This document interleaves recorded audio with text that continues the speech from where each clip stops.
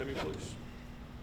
Timmy, you guys finally kind of broke through when Marcus finally got to the free throw line. Dylan gets a huge block there, and that just sort of like it's almost like everything started clicking at that point. What did you think of the fight that they put up with only 7 scholarship guys, and what were you kind of expecting?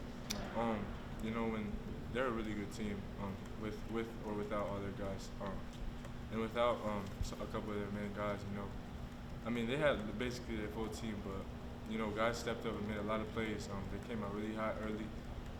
We had a couple mistakes early on, just missing assignments, like simple assignments that are easily preventable. And that's a really good team we just beat on their home floor. A lot of credit to them. But we had a lot of guys step up in the game and just make big plays. Marcus took us over on offense down the stretch. Dylan had a great putback, and I think Devin played with great poise down the stretch. He's a freshman playing down the stretch on the road at Kansas State. So a lot of credit to our guys and a lot of credit to them because they're a really good team.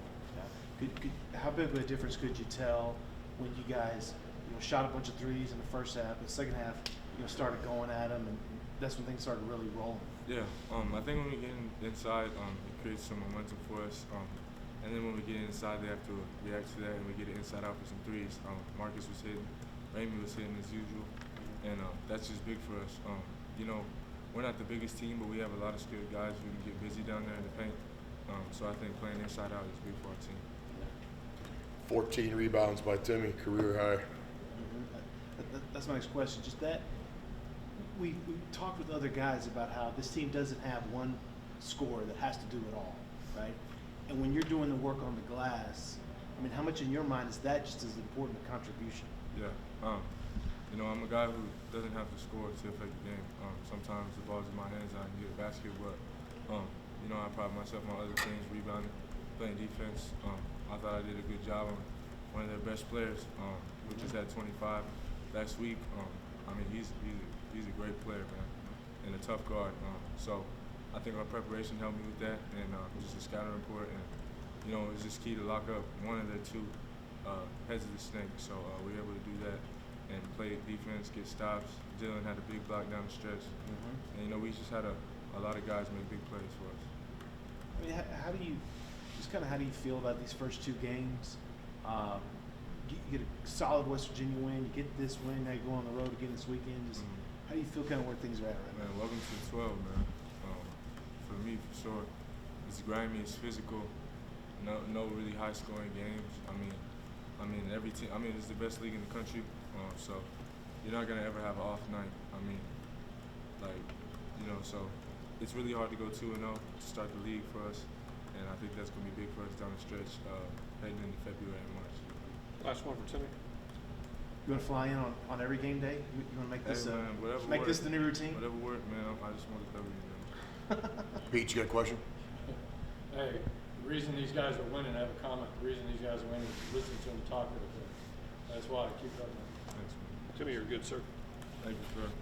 Thanks, Tim. Appreciate it. I'll go for Coach, before we talk about tonight, let's talk about yesterday. You guys are kind of stuck in a holding pattern at home, waiting on them to, I guess, give you a green light. What all was going on yesterday?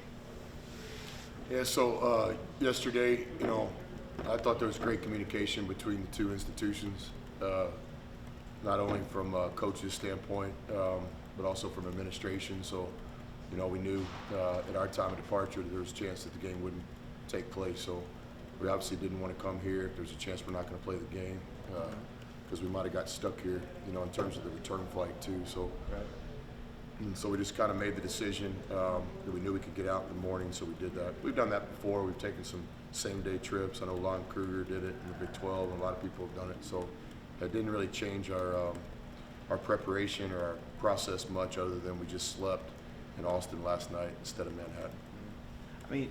Real quick on protocols and stuff. The league wants these games to happen, almost at all costs, regardless. Is this what you think what it'll be like? Is teams could be rolling with dice on game day, and it could be like this a lot? Yeah, not to try to avoid the question, but I've just got enough to worry about with my job and our team. We don't make the rules, we play by them. Certainly there's both sides of the coin on things like this. But I thought that Kansas State played great tonight. A lot of courage, a couple man down. Wish Coach Weber the best. Hopefully he gets back soon. I think Kansas State's an NCAA tournament team right now in this portion of the season. Road wins in Nebraska, Wichita State. One possession game the other night at Oklahoma. They got the shot to beat us. They gave us all we could handle for the majority of the game tonight. So this is a really good team, which means it's a quality road win for us. And we wish Coach Weber and those guys the best. What did you think about? I don't know how many teams can go an entire half without a free throw, but then when y'all finally did get to the line, that's when it started clicking. Yeah, it's an issue. We've been working on it internally, and sometimes the relationship between work and results takes a while. You know, it's what a lot of people don't understand. We've been working hard on it as a team to get aggressive and try to get to the free throw line more. And I thought in the second half, when we needed it most, we did that. So our team's a work in progress. We'll just continue to work on that. But I agree, we need to be aggressive enough to get to the free throw line more. That said, the change of it just changes the whole dynamic of everything, right? And they had 3 fouls in like 13 seconds, get y'all in the bonus. Did you feel like that the last second half that's what you want to see all the time? Yeah, give them credit. You know, that was concerning. We're trying to keep the other team out of the bonus for as long as we can. Easy to talk about, but hard to do, especially in this league. But I thought they were really aggressive early. A couple of them were individual mistakes on our part, but give them credit. They're the reasons we made the mistake, their aggressiveness.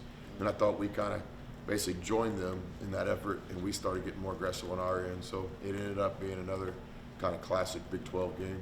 I thought our guys played great in the second half, you know, to go basically 40-20 in the second half. I've always thought this is a player's game. You got big-time individual performances tonight with Dylan. And, you know, Marcus's stat line's ridiculous. And Timmy's 14 rebounds. We get the 4 guys to double figures. I really was impressed with Ramey's composure and poise. Didn't start the game off great in terms of playing, but mentally he was right there. He was dialed in. He was talking in the huddles, leader at halftime. So, and then there's some sneaky contributions. You know, Brock Cunningham's minutes were when we stretched the lead. Young Devin did a lot of great stuff down the stretch. It's great to have Jace back. He's not quite back to 100%, but to get him back in the game, hits the big 3 in the first half.